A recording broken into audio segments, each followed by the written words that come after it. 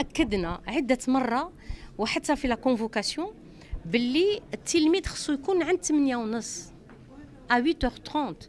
في الحقيقة ما بين 8:30 و 9 كانت فرصة للأساتذة باش يتكلموا مع التلاميذ باش يهدنوهم من ناحية السيكولوجية.